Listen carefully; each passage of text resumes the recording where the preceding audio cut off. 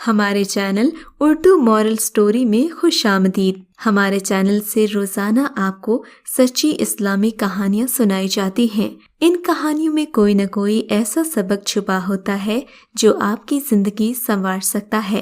آج کا واقعہ بھی ایسا ہی ہے۔ چلیے سنتے ہیں آج کی کہانی۔ ندیم سے میری شادی خالصتاً ارینج تھی۔ میں 2 بھائیوں کی اکلوتی بہن اور والدین کی اکلوتی بیٹی تھی۔ بھائی چھوٹے تھے۔ میں نے FSC کا امتحان دیا ہی تھا کہ ندیم کا رشتہ آ گیا۔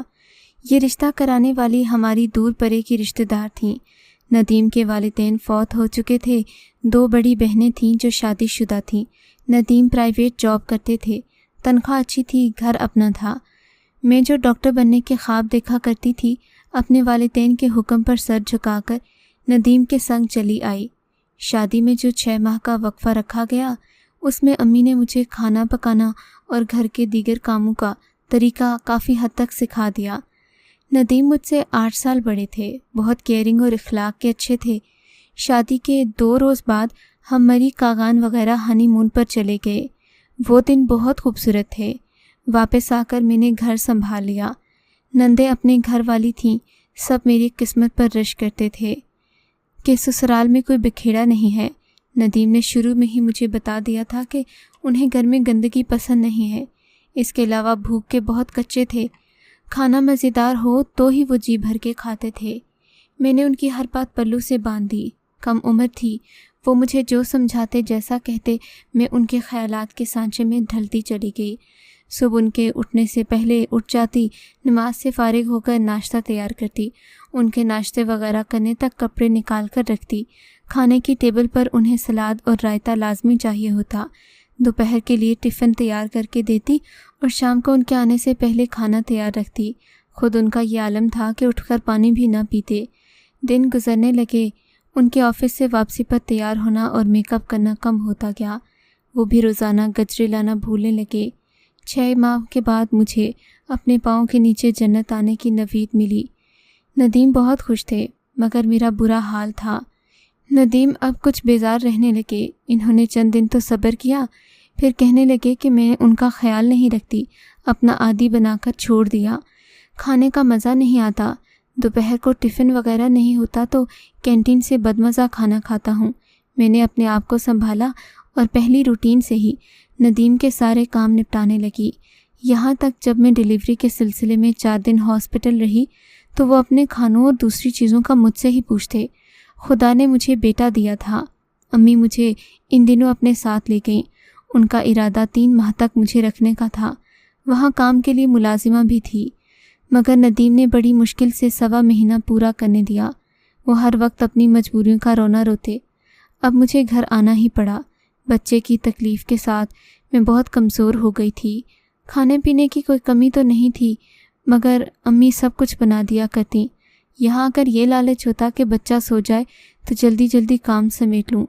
امی نے ملازمہ رکھنے کو کہا تو ندیم کو یہ بات پسند نہیں آئی کہ کسی غیر عورت کو گھر میں گھسانا نہیں چاہتے تھے۔ دوسرے گھروں میں جا کر باتیں کرنا اور ڈکیتیاں کرنا ان کام والیوں کا شیوا ہوتا ہے۔ بہرحال ہم نے نوکرانی نہ رکھی۔ وقت گزرتا گیا، بیٹا بڑا ہوا تو اسکول میں داخل کروانے سے پہلے بیٹی آ گئی۔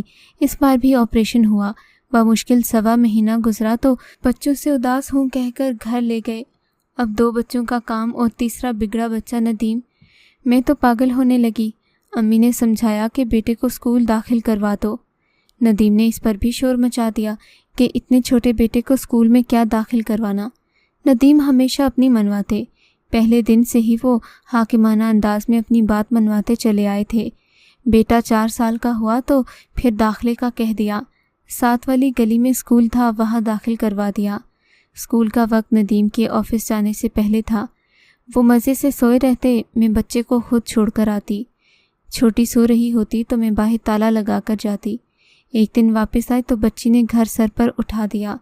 ندیم کی نیند بھی اس کے رونے کی وجہ سے خراب ہو گئی تھی۔ کہنے لگے کہ اس کو بھی اپنے ساتھ لے جایا کرو۔ گھر کا راشن ہم دونوں مہینے بھر کا لاتے تھے۔ شادی کے شروع دنوں میں جوش و خروش سے سودا لینے جایا کرتے تھے۔ سبزی والا گلی میں آ جاتا تھا، دودھ ڈبے والا آتا تھا جو کہ اکٹھا لے لیتے تھے۔ ندیم انڈا پراٹھا ناشتے میں کھاتے تھے، مگر بچے ڈبل روٹی اور جیم وغیرہ لیتے۔ اس لیے میں بیٹے کو اسکول لینے جاتی تو سبزی، ڈبل روٹی، انڈے وغیرہ اگلے دن کے لیے لے آتی۔ ایک صبح میں اپنے بیٹے کو چھوڑ کر واپس آ رہی تھی تو گلی میں سبزی والی ریڑھی کھڑی تھی۔ محلے کی اور عورتیں بھی سبزی لے رہی تھیں۔ تبھی میں نے اپنی بیٹی کو کاندھے سے لگائے بھاؤ پوچھ رہی تھی کہ کسی نے پیچھے سے مجھے آواز دی، بیٹی بچی کا منہ صاف کرو، دودھ نکال رہی ہے۔ میں نے مڑ کر دیکھا تو ایک اجنبی چہرہ میرے سامنے تھا۔ ہم لوگ اس مکان میں کل ہی شفٹ ہوئے ہیں، انہوں نے گھر کی طرف اشارہ کرتے ہوئے کہا۔ اتنی دیر میں ایک ادھیڑ عمر مرد ہاتھ میں انڈے ڈبل روٹی پکڑے قریب آیا۔ چلیں بیگم صاحبہ، لے لی سبزی۔ وہ دونوں ایک دوسرے میں جیسے کھوئے ہوئے تھے۔ اس مہربان مسکراہٹ والی ہستی کا نام عابدہ تھا اور وہ اپنے شوہر کے ساتھ یہاں رہنے لگی تھی۔ ان کے 3 بچے تھے، 2 بیٹے اور 1 بیٹی۔ تینوں شادی شدہ تھے۔ ان کے میاں ریٹائرڈ پروفیسر سے۔ شروع سے ہی ان لوگوں نے بچوں کو اپنا حصہ دے کر الگ کر دیا تھا۔ بیٹی جوائنٹ فیملی میں رہتی تھی اور یہ دونوں میاں بیوی اب بڑھاپے کے دن اکیلے گزار رہے تھے۔ میری ان سے اچھی خاصی دوستی ہو گئی تو ایک دن میرے اصرار پر وہ میرے گھر آئیں۔ ان کی باتیں ایسی تھیں کہ میں نے ان کے سامنے اپنے دل کا حال کھول کر رکھ دیا۔ ندیم کی بے حسی، اپنی محنت، اس پر ندیم کا احسان جتانا کہ اکیلی رہتی ہو، ساس نندوں کا کوئی مسئلہ نہیں، تم ناشکری کرتی ہو۔ وہ میری باتیں سنتی رہیں اور کہنے لگیں، بیچاری آج کی عورت ہر وہ کام کر رہی ہے جو پہلے مرد کیا کرتے تھے۔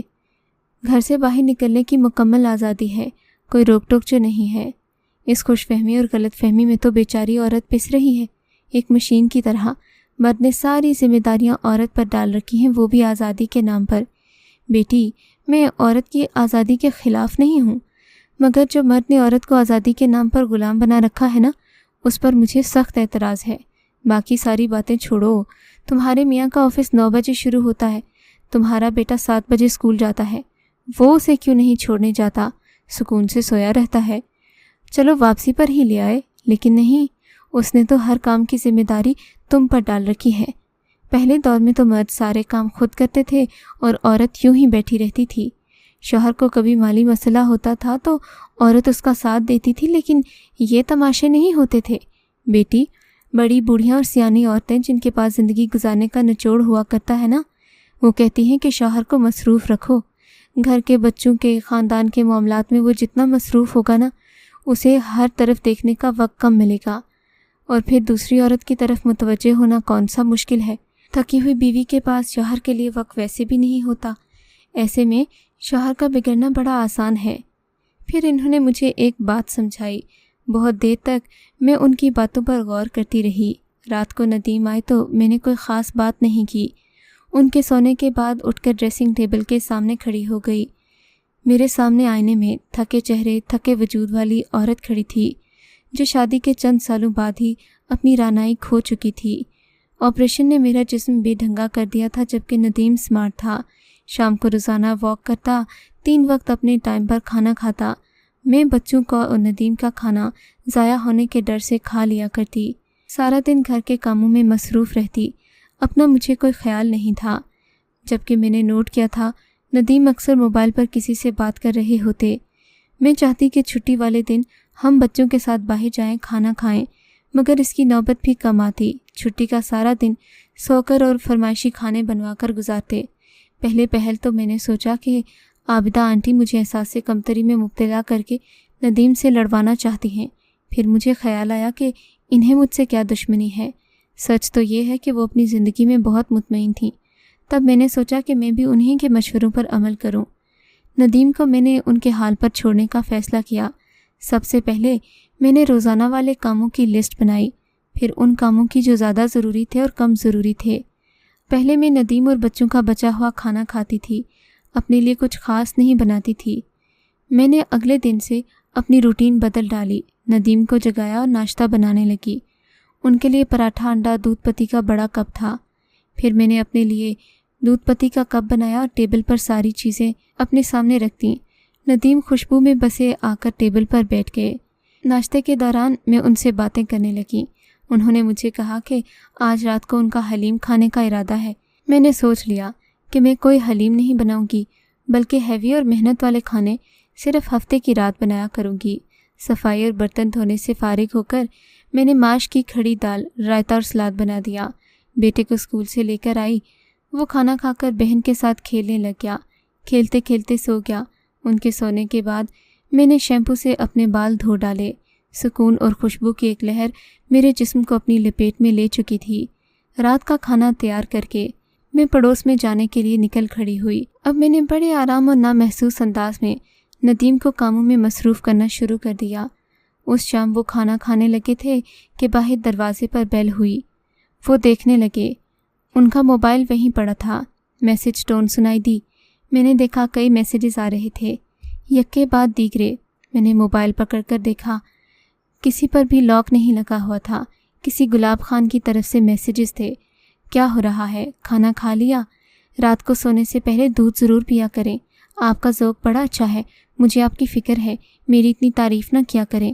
ان کے آنے کی آہٹ پر میں نے موبائل جلدی سے وہیں رکھا اور آ کر کھانا کھانے لگی۔ باہر کسی نے بیل بجائی، میں وہیں بیٹھی رہی۔ پھر میسیجز آنے لگے، وہ جواب لکھنے میں مصروف ہو گئے۔ میں نے سرسری انداز میں پوچھا، کھانا تو مکمل کریں، کس کے میسیجز آ رہے ہیں؟ کہنے لگے کہ بس دوست ہے، اسے کوئی مسئلہ ہے، وہ مجھ سے مشورہ مانگ رہا ہے۔ میں نے کھانا کھا لیا ہے، میں ابھی آتا ہوں، واک کرنے جا رہا ہوں۔ وہ موبائل پکڑ کر عجلت میں باہر نکل گئے۔ مارے تیش کے میرا برا حال تھا۔ بیوی سارا دن خدمت گزاری میں لگی رہے اور تعریفیں کسی اور کے لیے، شاعری کسی اور کے لیے۔ اس عورت کو دیکھو، اپنا شوہر چاہے بھوکا بیٹھا ہو، ندیم کے کھانے کی فکر ہے۔ وہ رات تو جیسے میں نے انگاروں پر گزاری تھی۔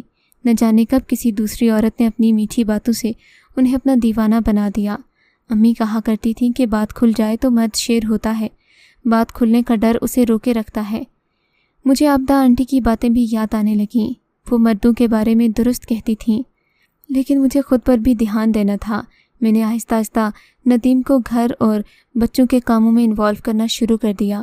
خود پر توجہ دی، اپنی صحت، لباس، خوراک، سب کے لیے الگ وقت مخصوص کیا۔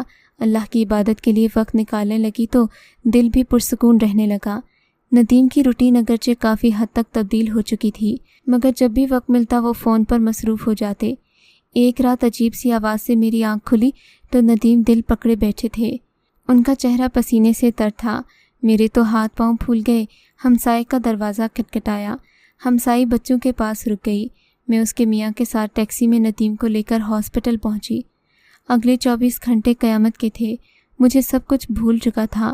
دن رات ان کی سلامتی کی دعائیں مانگتی۔ اس دوران عابدہ آنٹی کے میاں اور انہوں نے میرا بہت ساتھ دیا۔ ندیم کا موبائل بھی ان کے آپریشن کے دوران میرے پاس ہی رہا۔ ندیم کو دل کا اٹیک ہوا تھا۔ بروقت ہاسپٹل پہنچنے پر جان بچ گئی۔ اس کے بعد ندیم 10 دن تک ہسپتال میں رہے۔ وہ بہت کمزور ہو گئے تھے۔ میں نے دل و جان سے ان کی خدمت کی۔ 3 دن کے بعد انہوں نے اپنا موبائل مانگا۔ میں نے کہا کہ ان کے آفس میں نے خبر دے دی تھی، ان کے کولیگ ہاسپٹل بھی آتے رہے تھے، لہٰذا فون گھر پر ہی ہے۔ اس دوران اس عورت یا لڑکی نے بے شمار میسیجز کیے۔ وہ بہت پریشان تھی، اپنی بے چینی کا اظہار کر رہی تھی۔ میں نے عابدہ آنٹی سے ذکر کیا تو انہوں نے مجھے پیار سے سمجھایا کہ بیٹی، شادی کے بعد عورت بچوں اور گھر میں مصروف ہو کر اپنا آپ تو بھولتی ہے، مگر ساتھ ساتھ یہ بھی بھول جاتی ہے کہ اظہار محبت کا طریقہ کیا ہوتا ہے۔ بچوں کے آنے کے بعد عورت سوچتی ہے کہ اب بچے ہو گئے، مرد نے کہاں جانا ہے، اب کیا اظہار کرنا۔ لیکن مرد اندر سے کسی بچے کی طرح ہوتا ہے، وہ توجہ اور محبت کا طلبگار رہتا ہے۔ عورت جب لاپرواہ ہو جاتی ہے تو وہ توجہ کے لیے باہر دیکھتا ہے۔ اب یہ موبائل والی عورت کے الفاظ تو دیکھو، بھلے دل میں خلوص ہو یا نہ ہو، لیکن بن کتنا میٹھا رہی ہے۔ اب تم ہی بتاؤ، کیا تمہارا شوہر اس کی جانب متوجہ نہیں ہوگا؟ خیر، ندیم کو تو میں نے مکمل طور پر اپنے قابو میں کر لیا۔ وہ آہستہ آہستہ واک کرنے لگے۔ میں ان کا ہاتھ پکڑ کر واک کرواتی۔ گھر آتے ہی میں نے ان کا موبائل انہیں پکڑا دیا، مگر اب وہ بہت کم استعمال کرتے تھے۔ ایک دن انہوں نے میرا موبائل مانگا، اس میں ایک نمبر ایڈ کر کے مجھے پکڑایا۔ یہ میرا نیا نمبر ہے، پرانی سم میں نے بند کر دی ہے۔ ندیم نے کہا تو میں حیرت زدہ رہ گئی۔ کیوں؟ بس آفس کا کوئی معاملہ تھا، کچھ لوگ تنگ کر رہے تھے، اس لیے بدل لی۔ وہ اقرار نہ کر سکے، میں سمجھ گئی۔ ایک اعتراف کرنا ہے مجھے۔ انہوں نے میرا ہاتھ پکڑ کر مجھے اپنے قریب بٹھا لیا۔ تم میرے لیے اللہ کا انعام ہو۔ میرے ہوش میں آنے کے بعد تمہارا پریشان چہرہ میری آنکھوں کے سامنے تھا۔ اگر تم نہ ہوتی تو شاید آج میں اپنے پاؤں پر کھڑا نہ ہوتا۔ شادی کے دن سے لے کر آج تک تم میری ڈھارس بنی ہو، میری پسند ناپسند کا خیال رکھتی ہو، میرے آرام کے لیے اپنے آپ کو وقف کرتی ہو۔ ندیم کے الفاظ تھے کہ جیسے طاقت اور خوشی کا جادو، میرا سارا وجود طاقت سے بھر گیا، دل میں سکون کی لہر دوڑ گئی۔ میں نے کہا ندیم، آپ کے بغیر مجھے زندگی ادھوری لگتی ہے۔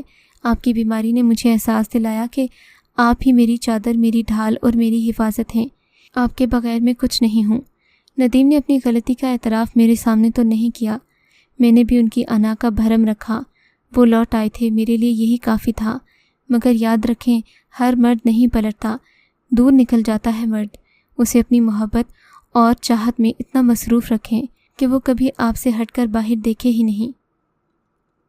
اگر آپ کو آج کا یہ واقعہ پسند آیا ہے تو اس ویڈیو کو لائک ضرور کیجیے، اور اس طرح کے مزید قصے سننے کے لیے ہمارے چینل اردو مورل سٹوری کو سبسکرائب ضرور کیجیے۔